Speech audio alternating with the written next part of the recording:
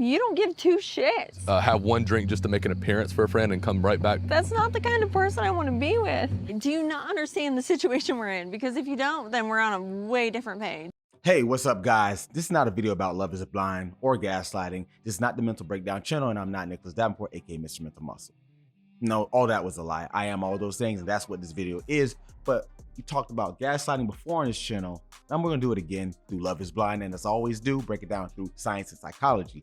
Now, this topic I'm revisiting again because the last time I did it, it went kind of viral, at least for my standards. Got like 140,000 views, bunch of comments. I got hated on, bashed, someone threatened to sue, a whole lot of crazy things. But I want to revisit it because on season 6, it shows some interesting people, as it always does. But this particular couple, Jimmy and Chelsea, I saw some things in a conversation they had with each other that showed some signs of gaslighting. Because in that other video, I talked about the signs of gaslighting, but I think this was a masterclass by Chelsea on how to gaslight. Now, it may not have been intentional, but I saw some things, as I always do, through psychology that can explain some things that you could see and take notes of, so know if you're getting gaslighting or maybe you're the one doing it yourself. Now, I've said this term at least 20 times by now, but what is gaslighting? Now, if you haven't been on TikTok in the last 5 seconds, you probably have heard this term from some pop or pseudo psychologists talking about relationship issues, but it's not a clinical term.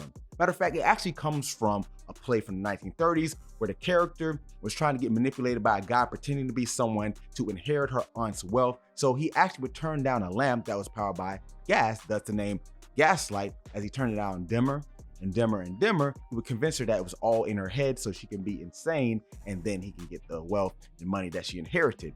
And that's where it really comes from. A lot of people really don't know that. So if you didn't know, let me know in the comments if you knew that already.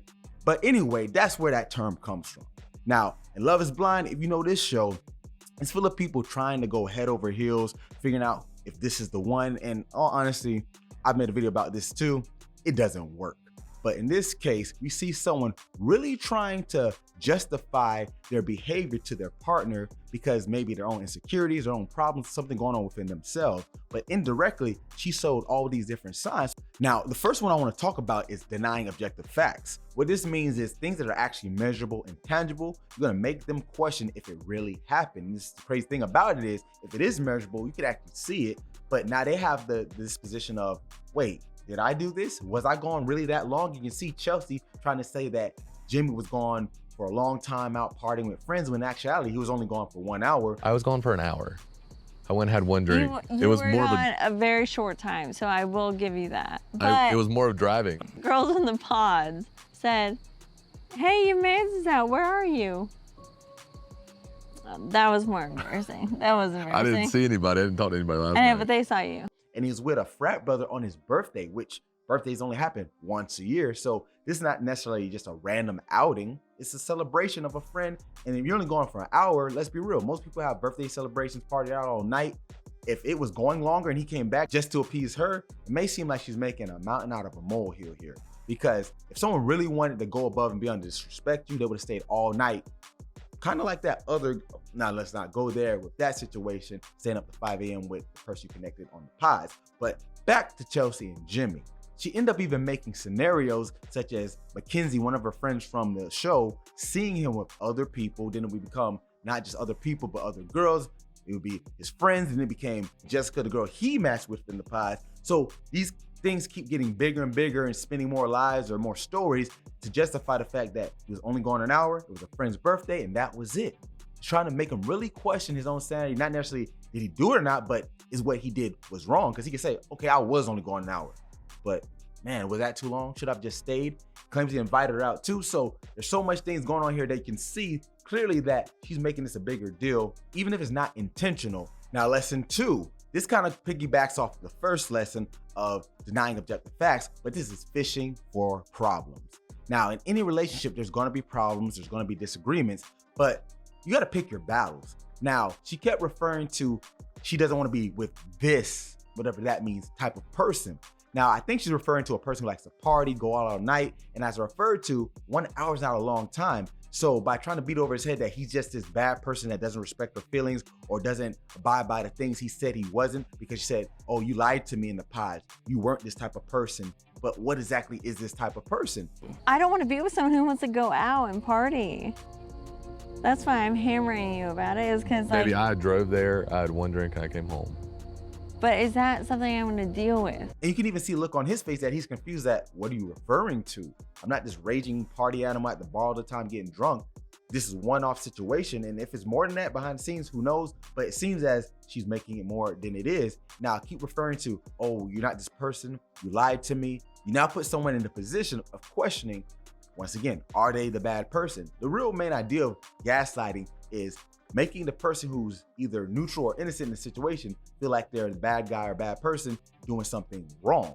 Now, if you're fishing for these problems, guess what? You're usually gonna find them, right? And the thing is, with relationships, there's so many things nowadays that can ruin them. Why would you invite more into it? There's so much other things that could be happening that he could be doing, but by trying to sabotage it through this way, indirectly or maybe directly, you're making more problems that you really don't need.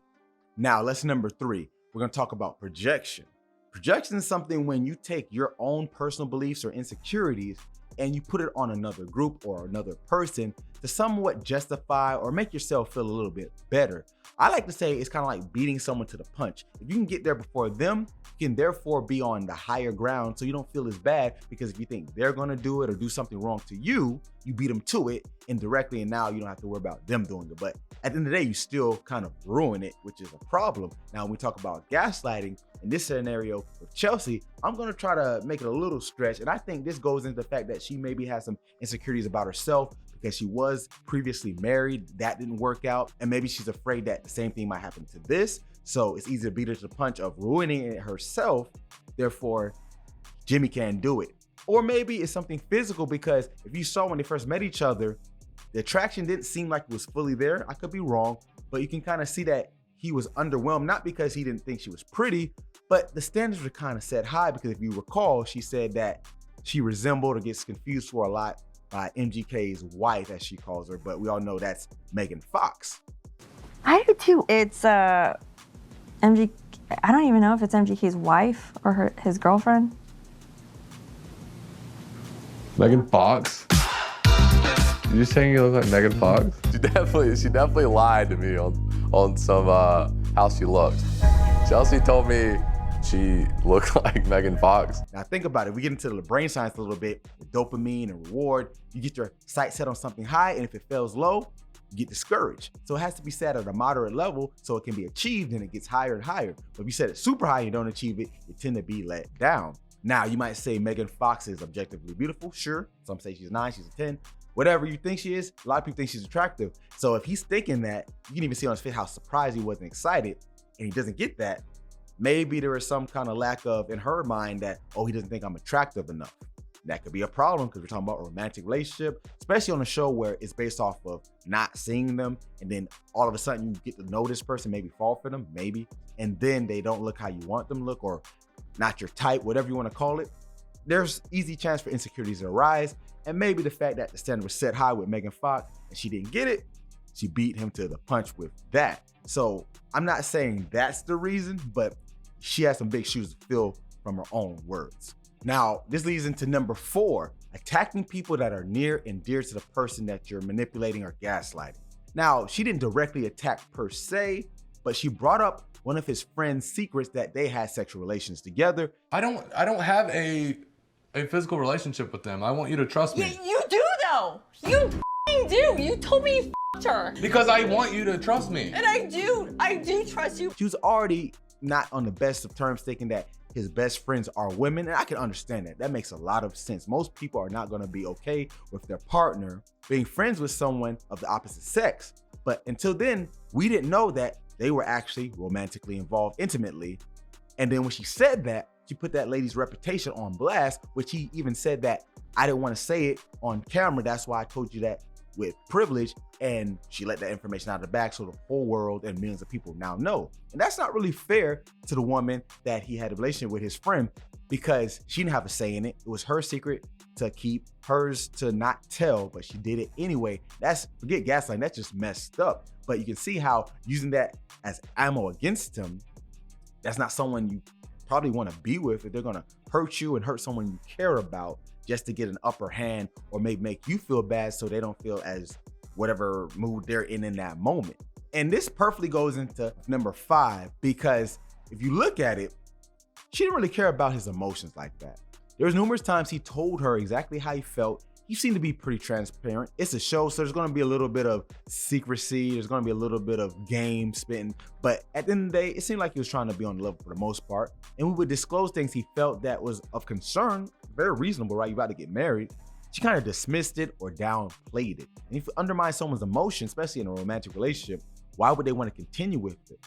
Now, if you keep downplaying it, they're gonna start questioning, do my emotions even matter? What is even the point? And you can even see as that conversation in that one scene went on, that he seemed more and more checked out of not just the conversation, but the relationship as a whole.